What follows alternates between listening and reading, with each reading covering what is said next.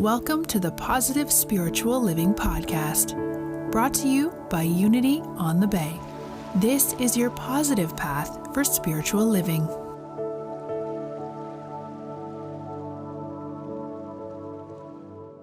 Now, I wanted to speak to you about something that is actually very special to me. It's something that I hold very dear because it's one of the practices that really shifted my life in amazing, amazing ways. And you know how sometimes your life goes through changes and you can't necessarily pinpoint what change took place or what it was that caused that change?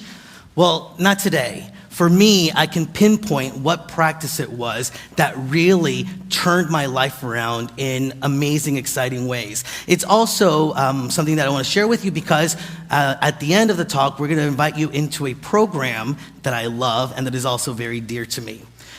Now, with that said, I wanted to talk about New Horizons, and especially with what my family had been moving through, it made me realize I have been looking at sort of what's on the horizon, right? When somebody passes away, you start thinking about what life is about and how life is shaping you and showing up for you, and I just really wanted to know, what's in the horizon for me? Have you sat with that question before? What is in the horizon? And when you think about that, you might get some images. I get some images. And so what's in the horizon? What's the vision of the possibilities that you have for your life? Some of you may be seeing that vision as a horizon of love, of peace, abundance, prosperity, financial freedom, amazing relationships, right? Feels good to see that as a possibility for yourself. Now, some of us sometimes, because I go through this myself, can look out into the horizon and not necessarily see as much opportunity or possibility. And we can look out into the horizon and see maybe limitation, old patterns that aren't serving us, sadness, misery, as being a slave to the ways in which we have thought of ourselves to be other than perfection and all that is good. And so really, what is the possibility for you? What do you hold as a possibility for yourself? For me, it's really important to recognize that that vision of what can be in the horizon for you is shaped by what we do today. Because the ways in which we go into a practice, whatever we are doing here and now, really shapes the path towards that horizon, right? And really creates the direction in which we're going. Are we going to that vision of all that is good, that all that is possible when we know our truth, which is a path of faith?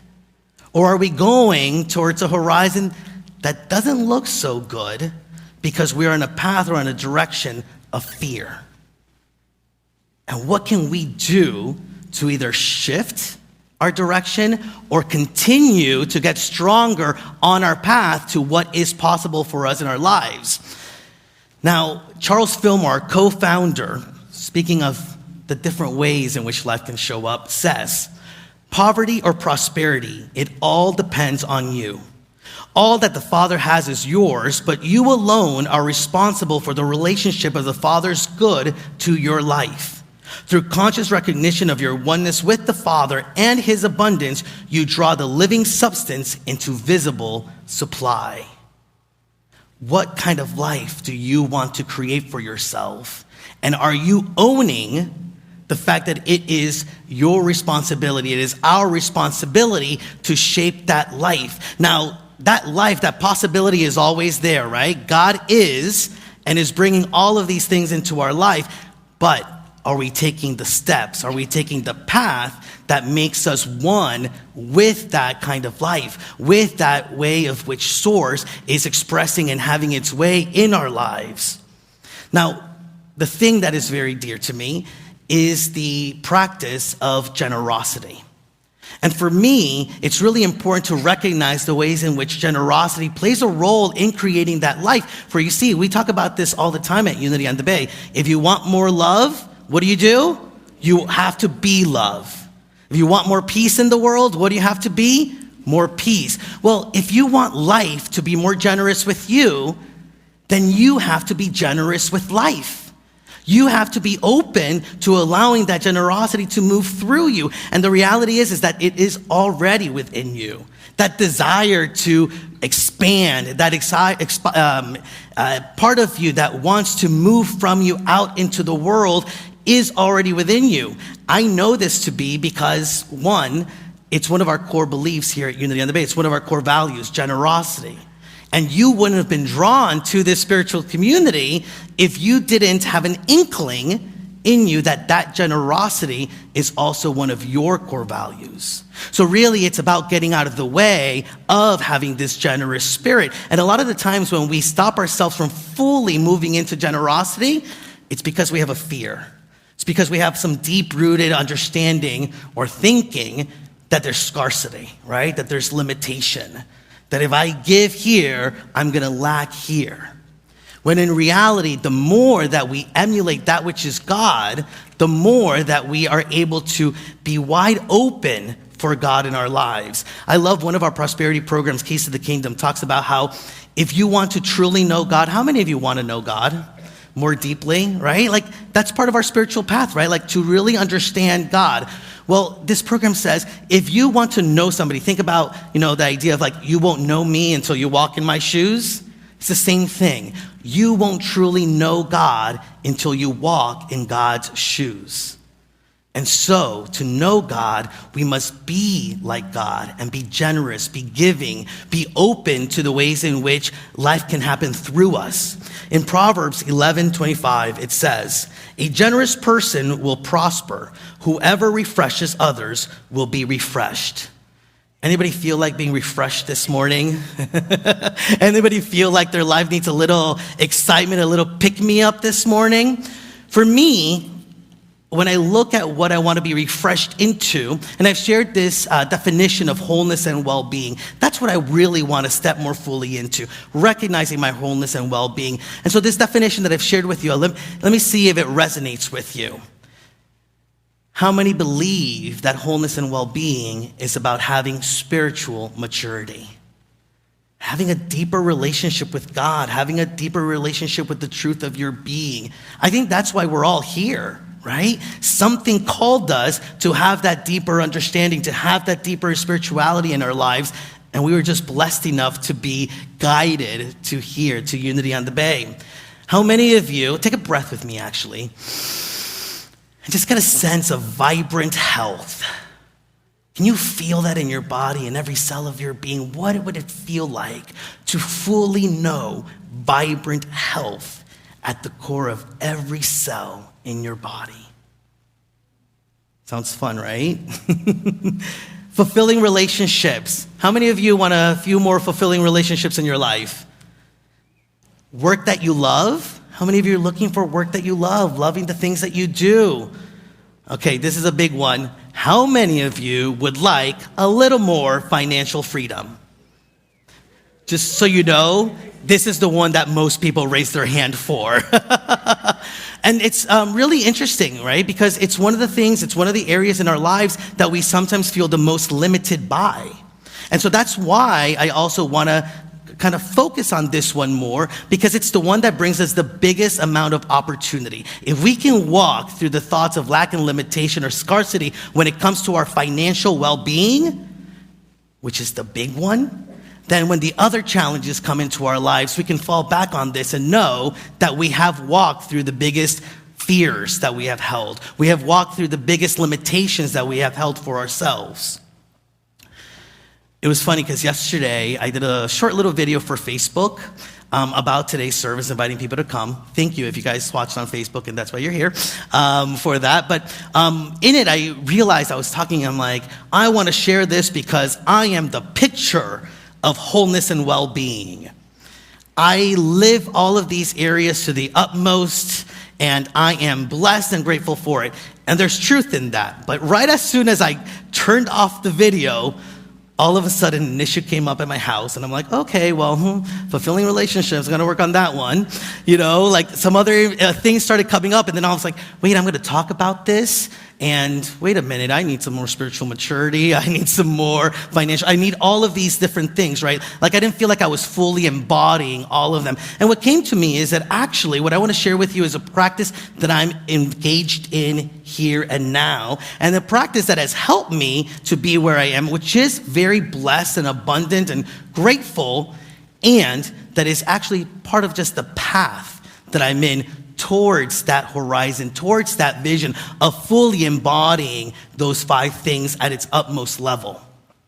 So when it comes to generosity, and when it comes to living from wholeness and well-being, I think the thing that is needed the most is faith, is really having trust.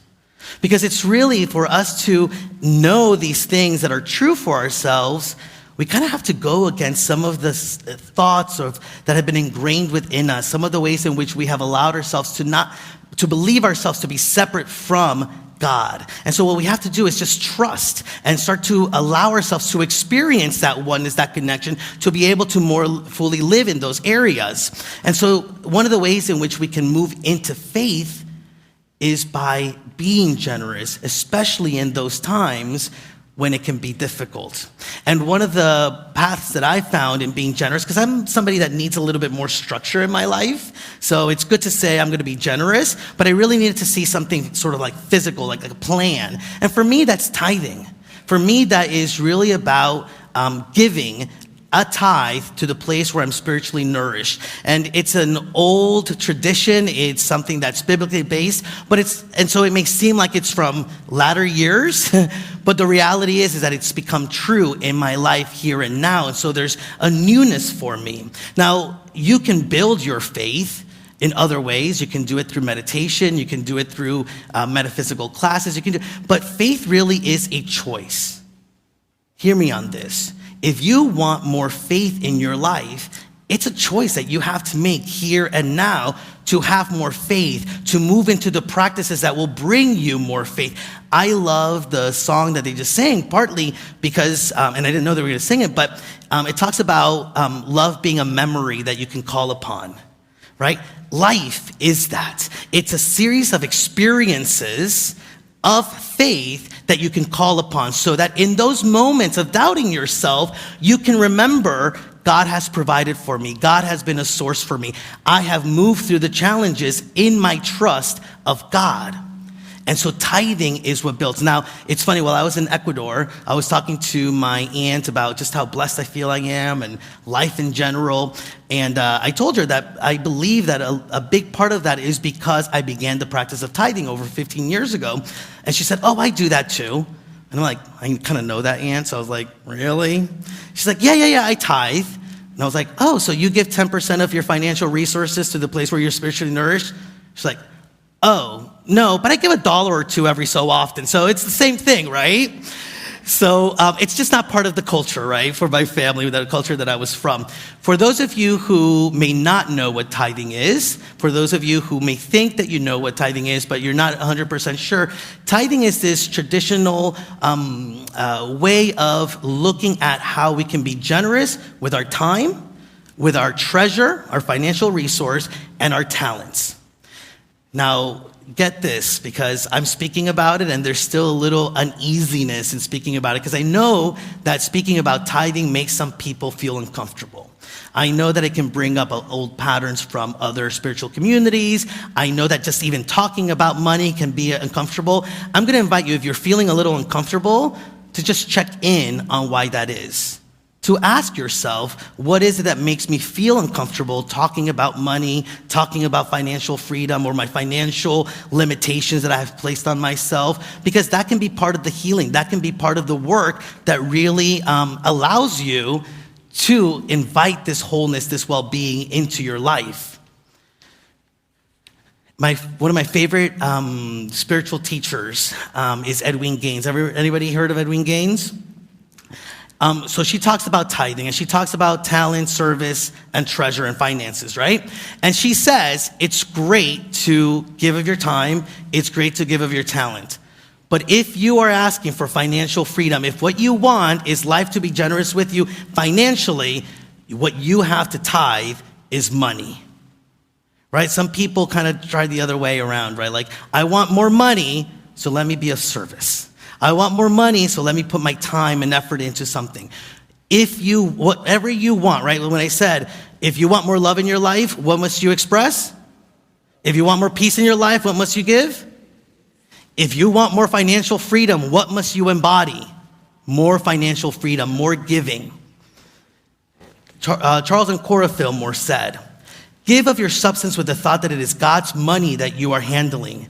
Realize that it is his tenth that you are giving for his glory. With this thought in your mind, you will begin to attract new spiritual resources, and things will begin to open up in your affairs. Take God into partnership with you, and you will demonstrate abundance. It is when we recognize that what we are being generous with is the generosity of spirit.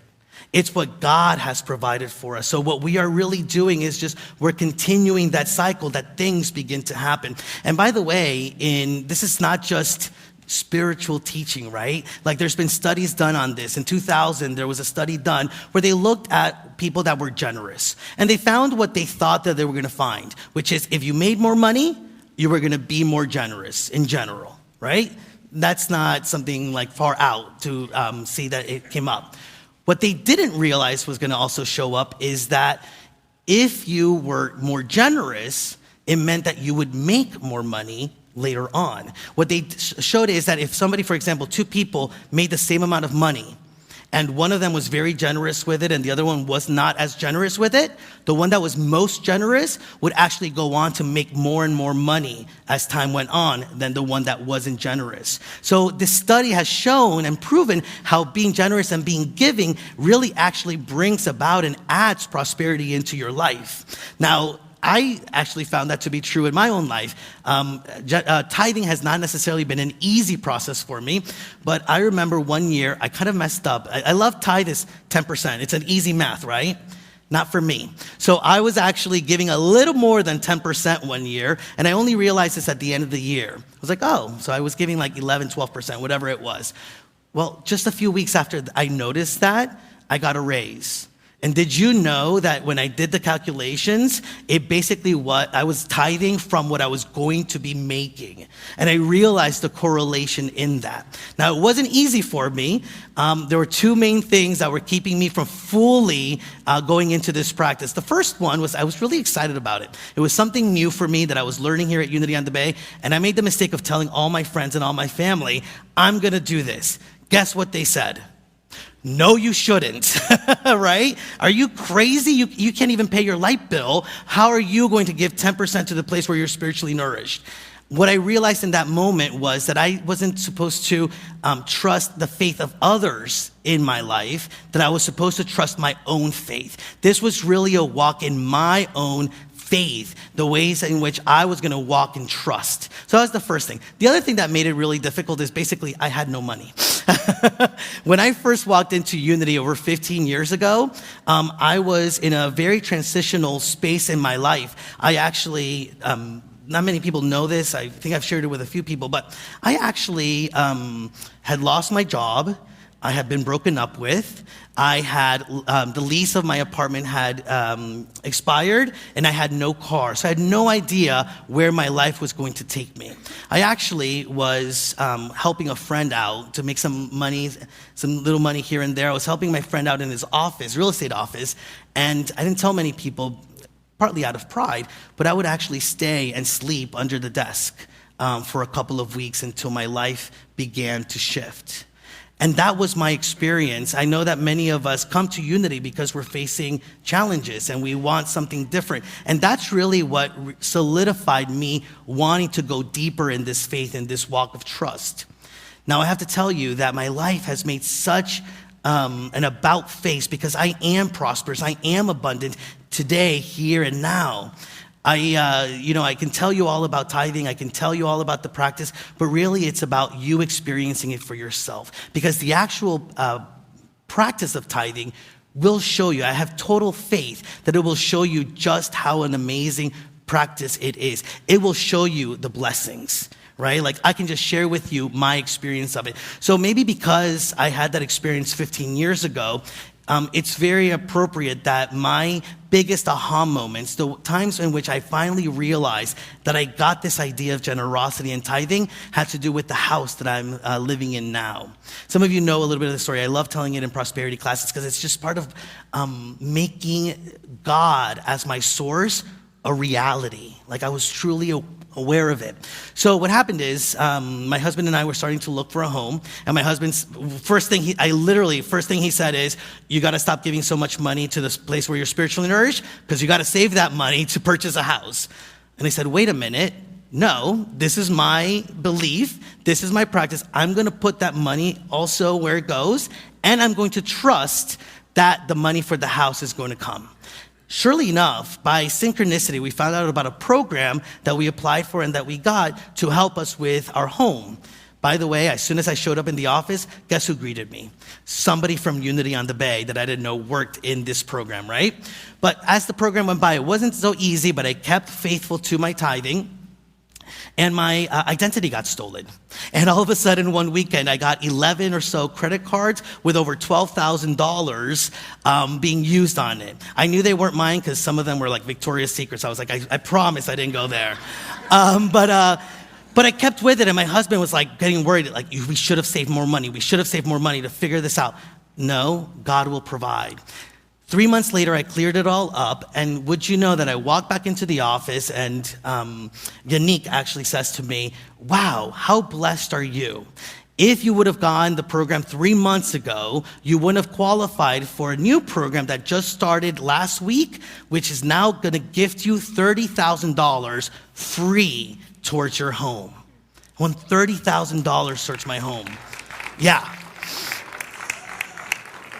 But it didn't end there. And again, it's the universe showing me in a very linear way the ways in which my life has grown, right? From that moment of sleeping under somebody's desk to the moments of owning my home and finding the prosperity. The other thing that happened is, as we were literally moving into this new home, my husband and I had our couch in our hands, walking through the garage. He gets a phone call. This is a Friday afternoon. He's starting a new job on Monday. They call him. I'm so sorry, but human resources made a mistake. You're not going to be eligible to start your work on Monday. It'll be about 6 months before we can offer you that job. As we walked into this new house, right? But in that moment, I just felt that all this practice was leading me to feel and trust. And so I said to my husband, okay, this is taking place for a reason. You want to feel that wholeness and well-being that I feel, because I am feeling it? Well, let's just trust. I'm going to continue tithing and know that God is going to provide. And God did. Little jobs here and there during the couple of months that he was without work. It was about 3 months until he found something that he was going to love doing. They called him, actually, and they said, we have a job that we think you would love doing. Are you interested? He got the job. He is now making, in that first year, actually, because it's been a few years, he made over 3 times as much as the other job that he was going into because of trust. I just feel it at the core that it was trust. So I told him, because he's not somebody that necessarily believes in tithing, but he does believe in generosity. So I said, then now it's your turn to be generous. It's your turn to remember that God is your source, and it's your turn to be able to put that into a practice. And now he practices generosity and practices tithing. So those are the stories that have sort of shaped my belief that things are possible. When I look out into my vision, when I look out into my horizon, I see possibilities because I've lived possibilities. I see past challenges and I see past fears because I have moved very strongly through some of my biggest fears and my biggest challenges. And so my question for you today is, what would it take for you to go deeper into this practice to be able to vision the possibilities for yourself? Are you going to walk a path of faith, or are you going to walk a path of fear? I know that if you're here, you want to walk that path of faith. I'm not telling you you have to tithe. I'm not telling you you have to give. I'm telling you that it worked for me and it shifted my life in ways unimaginable. I'm asking you to practice it, give it a go, and see if it works for you. If not, look for another practice. But I assure you, I trust and I have faith that you will see miracles in your life. Eric Butterworth says that you are the windows of heaven. We can embody heaven. We can walk in God's shoes. We can walk in heaven's shoes. And you will be poured out as a blessing. And because you are in the flow of limitless substance by reason of your commitment to the whole tithe, the blessing that you become is more than sufficient to deal with any situation and to meet any and all requirements. Are you guys ready for wholeness? Are you guys ready for well-being? Who wants financial freedom in this room? So join me in affirming together. I am being poured out as a blessing and I am blessed. Together, I am being poured out as a blessing and I am blessed. Let's do it one more time and really feel it. I am being poured out as a blessing and I am blessed. Today, you start a new path to a vision of all that is possible for you. Thank you and amen.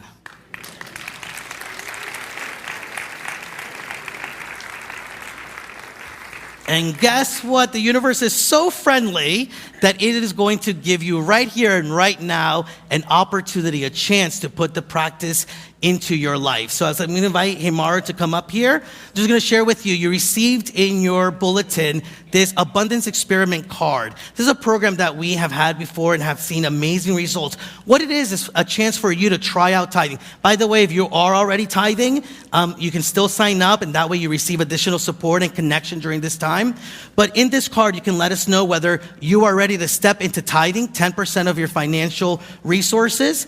If you are a little timid and want to start with 2 to 5%, or if you really want to go gung-ho with it and go into uber generosity by giving more, 15%. When you fill this out, what you're going to be doing is getting into a program where you will receive for the next 3 months an email every week. It's an email program. You'll also be invited to participate in a weekly prayer call. You're going to be invited to participate in a monthly prayer circle. See, they're so excited. They can feel the prosperity and abundance in this room and are living in it.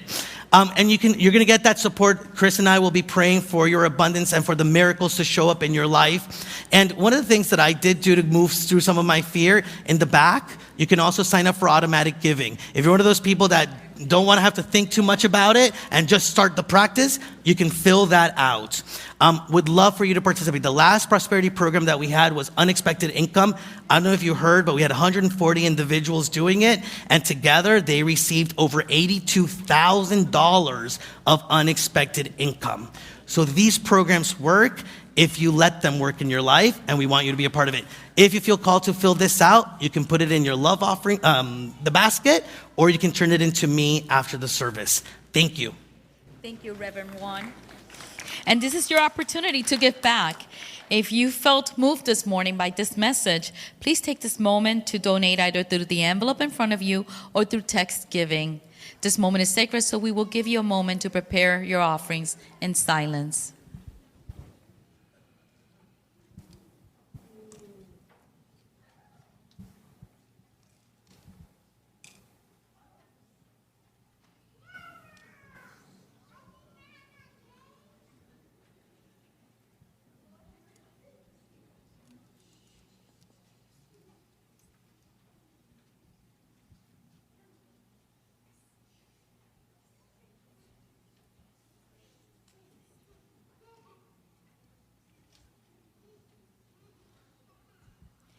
Now let's bless these tithes and offerings. Divine love that I am blesses all that I give and all that I receive. Amen.